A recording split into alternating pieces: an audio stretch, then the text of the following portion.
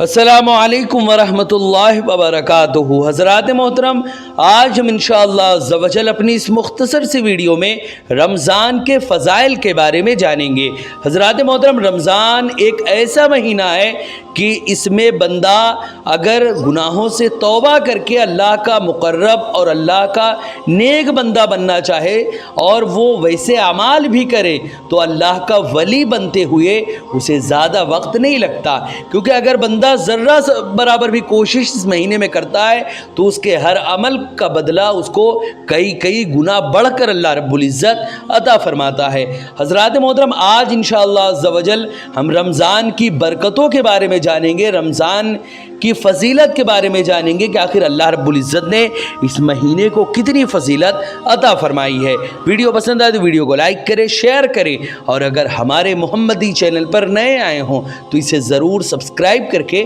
Bell icon کو بھی ضرور دبائیں تاکہ اس طرح کی تمام انفارمیٹیو ویڈیوز آپ تک ضرور پہنچے۔ حضرات محترم، اللہ تعالیٰ کا فضل و احسان ہے کہ اس نے ہم مسلمانوں کو رمضان جیسا رحمت و برکت، بخشش و مغفرت اور جہنم سے آزادی والا مہینہ عطا فرمایا تاکہ اس مہینے میں ہم اپنے گناہوں سے توبہ کریں اور بارگاہ الہی میں استغفار کریں، کیونکہ توبہ و استغفار اور عجز و انکساری کو اللہ رب العزت پسند فرماتا ہے، اور وہی توبہ و استغفار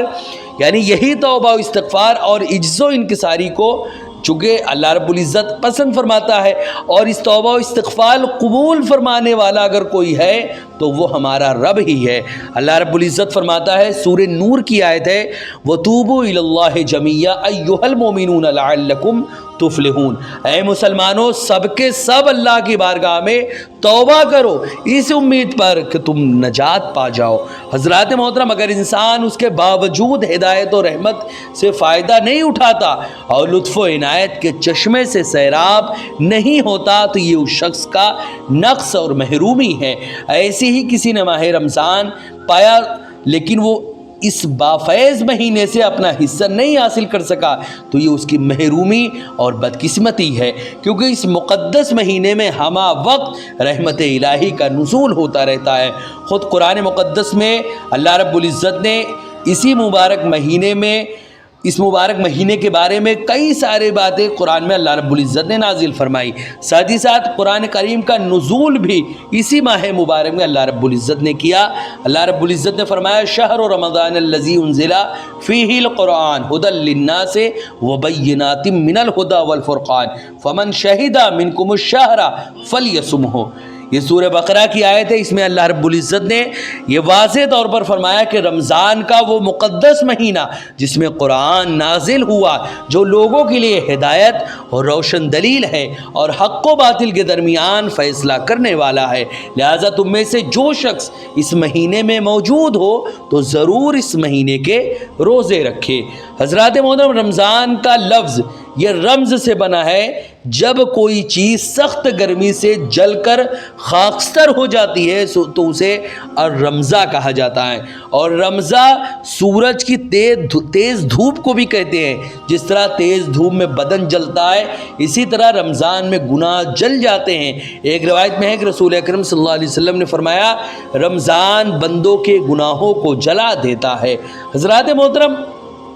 رمضان کے استقبال کے بارے میں آخر ہمارے آقا صلی اللہ علیہ وسلم کا کیا معاملہ تھا؟ حضور رسول اکرم صلی اللہ علیہ وسلم کی عادت طیبہ رہی ہے کہ آپ رمضان المبارک کا بے حد اہتمام کیا کرتے تھے، اور ایسا لگتا تھا کہ آپ صلی اللہ علیہ وسلم افطار نہیں کریں گے، آپ شعبان ہی سے روزہ رکھنا شروع فرما دیتے اور اس کو رمضان سے ملا دیتے تھے۔ حضرت انس بن مالک رضی اللہ، یہ ترمذی کی روایت ہے جس میں حضرت انس بن مالک رضی اللہ تعالیٰ عنہ بیان کرتے ہیں کہ رسول اکرم صلی اللہ علیہ وسلم سے سوال کیا گیا کہ رمضان کے بعد کس مہینے کے روزے سب سے زیادہ افضل ہے؟ آپ نے فرمایا شعبان کے روزے۔ رمضان کی تعظیم کی وجہ سے پھر پوچھا گیا کون سا صدقہ سب سے افضل ہے؟ آپ نے فرمایا رمضان میں صدقہ کرنا۔ حضرات محترم، اسی طرح حضرت عائشہ رضی اللہ تعالیٰ عنہ بیان کرتی ہیں کہ رسول اکرم صلی اللہ علیہ وسلم کو تمام مہینوں سے زیادہ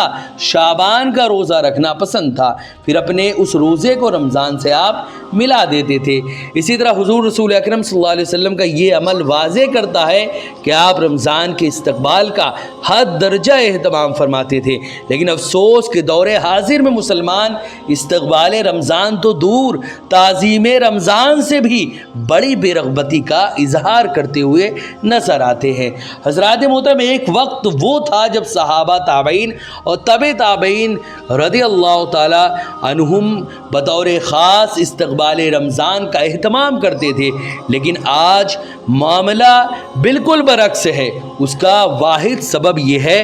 کہ آج قوم مسلم کے رہنما اور پیشوا ہی کاہل ہو چکے ہیں، اور یہ حقیقت ہے کہ جب کسی قوم کے رہنما اور مشائخ کے اندر کاہلی پیدا ہو جاتی ہے تو وہ کاہلی آہستہ آہستہ قوم کے اندر بھی سرایت کرنے لگتی ہے۔ پھر ایک وقت ایسا بھی آتا ہے کہ جب رہنما و مشائخ اور قوم میں تمیز کرنا بہت مشکل ہو جاتا ہے۔ حضرات محترم، آج قوم مسلم اور اس کے رہنما و مشائخ کا بھی یہی حال ہے، جس کا نتیجہ ہمارے سامنے ہے کہ نہ ہمارے رہنما کو استقبال رمضان کی فکر ہے اور نہ ہی ہمارے عوام کو رمضان کے احترام کی چاہت ہے۔ حالانکہ بروز قیامت ہر شخص انفرادی طور پر اللہ تعالیٰ کی بارگاہ میں خود اس کا جواب دے گا۔ حضرات محترم، جب رمضان کا مہینہ آتا ہے، جب رمضان کا مہینہ ہمارے لیے رحمت اور برکت لے کر آتا ہے تو اللہ تعالیٰ اپنے بندوں کو تمام وسوسوں سے محفوظ کر دیتا ہے، جنت کی بشارتیں دیتا ہے اور جہنم سے آزادی کا تمغہ عطا فرماتا ہے۔ حضرت ابو ہریرہ رضی اللہ تعالیٰ عنہ بیان کرتے ہیں کہ رسول اکرم صلی اللہ علیہ وسلم نے فرمایا، جب رمضان کا مہینہ آتا ہے تو جنت کے دروازے کھول دیے جاتے ہیں اور جہنم کے دروازے بند کر دیے جاتے ہیں اور شیطانوں کو قید کر دیا جاتا ہے۔ یہ مسلم کی روایت ہے۔ اسی طرح امام بیہقی نے شعب الایمان میں سند کے اعتبار سے حسن حدیث نقل کی ہے کہ حضرت عبداللہ ابن مسعود رضی اللہ تعالیٰ عنہ سے مروی ہے، رسول اکرم صلی اللہ علیہ وسلم نے فرمایا، جب ماہ رمضان کی پہلی رات آتی ہے تو جنت کے دروازے کھول دیے جاتے ہیں اور پھر پورے مہینے ان میں سے ایک بھی دروازہ بند نہیں کیا جاتا، اور دوزخ کے دروازے بند کر دیے جاتے ہیں اور پھر پورے مہینے ان میں سے کوئی دروازہ کھولا نہیں جاتا، اور سرکش جینوں کے گلے میں توق ڈال دیا جاتا ہے، اور ہر رات صبح تک ایک منادی آسمان سے پکارتا ہے، اے نیکی طلب کرنے والے، نیکی کا قصد و ارادہ کرو اور زیادہ نیکی کرو، اے برائی طلب کرنے والے، برائی سے رک جا اور آخرت میں غور و فکر کر۔ کوئی مغفرت کا طلب کرنے والا ہے کہ اس کی مغفرت کی جائے، کوئی توبہ کرنے والا ہے کہ اس کی توبہ قبول کی جائے، کوئی دعا کرنے والا ہے کہ اس کی دعا قبول کی جائے، کوئی سوال کرنے والا ہے کہ اس کا سوال پورا کیا جائے۔ اللہ تعالیٰ ماہ رمضان کی ہر رات 60,000 لوگوں کو جہنم سے آزاد فرماتا ہے، اور رمضان کی ہر رات جتنے لوگوں کو جہنم سے آزاد کرتا ہے، عید کے دن اس سے 30 گنا زیادہ لوگوں کو جہنم سے اللہ رب العزت آزاد فرماتا ہے۔ سبحان اللہ، سبحان اللہ۔ حضرات محترم، حضرت عبادہ بن صامت رضی اللہ تعالیٰ عنہ روایت کرتے ہیں کہ جب رمضان آیا تو رسول اکرم صلی اللہ علیہ وسلم نے فرمایا کہ تمہارے پاس رمضان آ گیا، یہ برکت کا مہینہ ہے، اس مہینے میں اللہ تعالیٰ تم کو اپنی رحمت میں ڈھانپ لیتا ہے کہ تم اللہ کو اس مہینے میں نیک کام کر کے دکھاؤ۔ وہ شخص بدبخت اور کم نصیب ہے جو اس مہینے میں اللہ کی رحمت سے محروم رہا۔ حضرات محترم، حضرت ابو نعیم اصفہانی قدس سرہ حلیۃ الاولیاء میں حضرت عبداللہ ابن عمر رضی اللہ تعالیٰ عنہ سے روایت کرتے ہیں کہ رمضان آیا اور جس نے جان بوجھ کر اس کے روزے ترک کر دیے، نعوذ باللہ من ذالک دائماً ابدا، تو اللہ تعالیٰ اس کے ایمان، نماز اور زکوٰۃ کو قبول نہیں فرماتا۔ نعوذ باللہ، مولا اگر ایمان ہی نہیں قبول ہوگا اس کا تو پھر کیا بچا اس کے پاس؟ ایمان، نماز، زکوٰۃ کو قبول ہی نہیں فرماتا، اور جو ان چاروں کو انجام دیتا ہے تو اللہ تعالیٰ اس کے لیے حج آسان فرما دیتا ہے، یعنی وہ رمضان کے روزے رکھتا ہے تو اللہ رب العزت نماز، زکوٰۃ اور ایمان جیسے تمام نعمتوں کو اللہ رب العزت اس کو عطا فرماتا ہے۔ اسی طرح صحیح ابن حبان میں ہے کہ رسول اکرم صلی اللہ علیہ وسلم ممبر پر تشریف لائے، جب آپ نے پہلی سیڑھی پر پاؤں رکھا تو فرمایا آمین، دوسری سیڑھی پر پاؤں رکھا تو فرمایا آمین، تیسری سیڑھی پر پاؤں رکھا تو فرمایا آمین، پھر فرمایا کہ میرے پاس جبریل امی آئے اور کہا اے محمد صلی اللہ علیہ وسلم، جس نے رمضان پایا اور اس کی بخشش نہیں کی گئی، اللہ اس کو اپنی رحمت سے دور کر دے۔ میں نے کہا آمین، اور کہا جس نے ماں باپ کو پایا یا ان میں سے کسی ایک کو پایا اس کے باوجود وہ دوزخ میں داخل ہو گیا، اللہ اس کو اپنی رحمت سے دور کر دے۔ میں نے کہا آمین، اور کہا جس کے سامنے آپ کا ذکر کیا جائے اور وہ آپ پر درود نہ پڑھے، اللہ اس کو اپنی رحمت سے دور کر دے۔ انہوں نے کہا کہیے آمین، میں نے کہا آمین۔ امام نسائی قدس سرہ سنن نسائی میں حضرت عبد الرحمن بن عوف رضی اللہ تعالیٰ عنہ سے روایت کرتے ہیں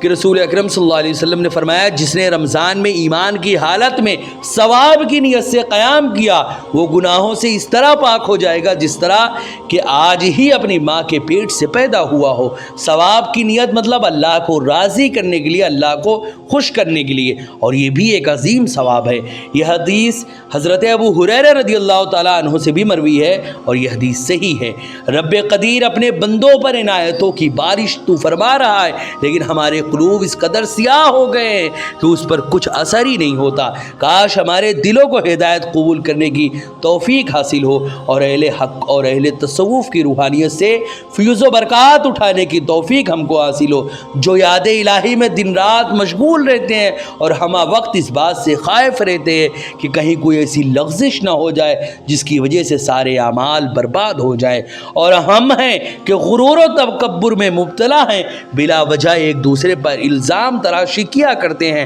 اور غیبت و چغلی سے باز نہیں آتے۔ ہمارے سامنے سے رمضان جیسا پاک مہینہ بھی ایسے گزر جاتا ہے جیسے تیر کمان سے نکل جاتا ہے، اور ہماری حرمہ نصیبی کا حال یہ ہے کہ رمضان پا کر بھی ہم اپنی بخشش کا سامان نہیں کرتے۔ اللہ تعالیٰ کی بارگاہ میں دعا ہے کہ ہم تمام مسلمانوں کو رمضان مبارک کے فیض و برکات سے مستفیض فرمائے اور مکمل طریقے سے اسلام، ایمان اور احسان پر عمل کرنے کی توفیق عطا فرمائے۔ حضرات محترم، ویڈیو پسند آئے ویڈیو کو لائک کریں، شیئر کریں، اور اگر ہمارے محمدی چینل پر نئے آئے ہوں تو اسے ضرور سبسکرائب کر کے بیل آئیکن کو بھی ضرور دبائیں تاکہ اس طرح کی تمام انفارمیٹیو ویڈیوز آپ تک ضرور پہنچے۔ آپ سے گزارش ہے کہ ہمارے چینل پر جتنی بھی ویڈیوز ہیں آپ خود بھی دیکھیں، اپنے دوستوں، احباب، رشتہ دار اور ملنے جلنے والوں کو بھی ضرور شیئر کریں۔ السلام علیکم ورحمۃ اللہ وبرکاتہ۔